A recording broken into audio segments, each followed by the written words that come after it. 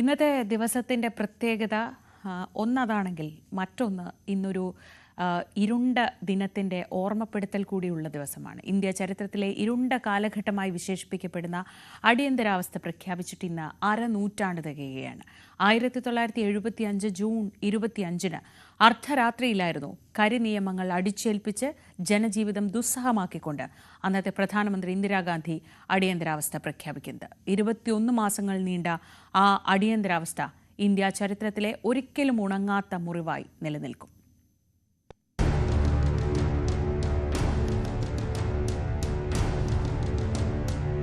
രാജ്യത്ത് ജനാധിപത്യത്തിലൂടെ അധികാരമേറ്റ ഭരണാധികാരി ഏകാധിപതിയായാൽ എന്താകും സ്ഥിതിയെന്ന് സ്വതന്ത്ര ഇന്ത്യ കണ്ടത് ഇന്ദിരാഗാന്ധി പ്രഖ്യാപിച്ച അടിയന്തരാവസ്ഥയിലൂടെയാണ്.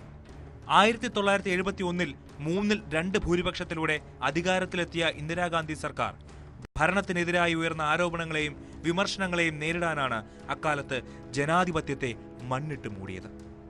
73 ഇന്ദിരാഗാന്ധി ജുഡീഷ്യറിയിൽ കൈവച്ചപ്പോഴാണ് രാജ്യം ഏകാധിപത്യത്തിലേക്ക് കടക്കുകയാണെന്ന് ജനാധിപത്യ വിശ്വാസികൾ തിരിച്ചറിയുന്നത്.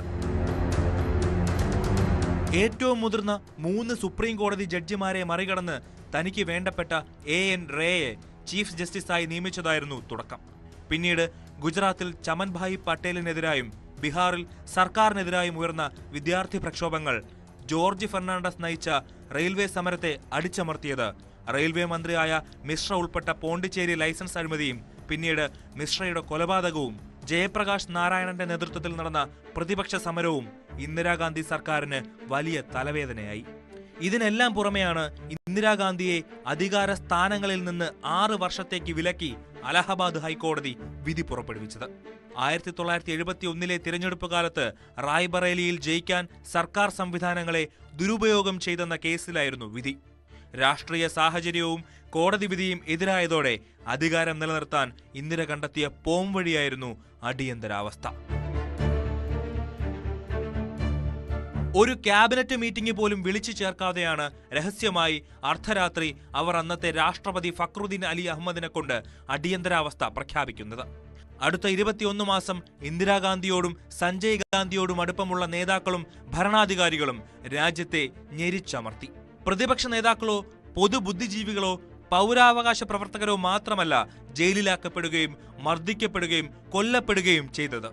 മറിച്ച് ഉത്തരേന്ത്യൻ സംസ്ഥാനങ്ങളിലെ ആയിരക്കണക്കിന് പാവപ്പെട്ടവർ ഭരണകൂട അധികാരത്തിന്റെ ഇരകളായി മാറി.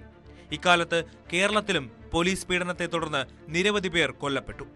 കോഴിക്കോട് റീജിയണൽ എഞ്ചിനീയറിംഗ് കോളേജിൽ വിദ്യാർത്ഥിയായിരുന്ന പി രാജൻ വാര്യരെ നക്സൽ എന്നാരോപിച്ച് പോലീസ് പിടിച്ചുകൊണ്ടുപോയതും അവിടെ വെച്ച് ആ യുവാവ് കൊല്ലപ്പെട്ടതും അക്കാലത്ത് ആഭ്യന്തരമന്ത്രിയായിരുന്ന കെ കരുണാകരൻ രാജിവെക്കേണ്ടി വന്നതും ചരിത്രമാണ്. ഇന്നത്തെ മുഖ്യമന്ത്രി പിണറായി വിജയൻ അടക്കം രാഷ്ട്രീയ നേതാക്കളും അന്ന് പോലീസിന്റെ അതിക്രൂര മർദ്ദനത്തിനിരയായിരുന്നു.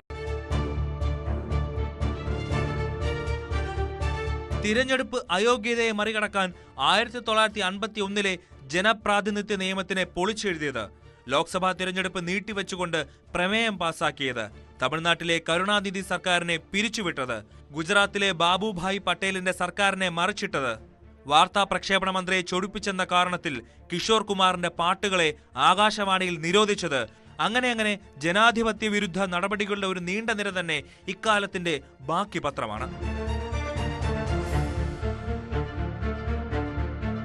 രാജ്യത്ത് പ്രഖ്യാപിത അടിയന്തരാവസ്ഥ അഴിഞ്ഞാടിയിട്ട് 50 വർഷങ്ങൾ പിന്നിടുമ്പോൾ ഇന്ത്യയിലെ പുതുതലമുറയ്ക്ക് ഫാസിസം എന്താണെന്ന് പഠിക്കാൻ ഹിറ്റ്ലറിനെയും മുസോളിനിയെയും തേടേണ്ട കാര്യമില്ല.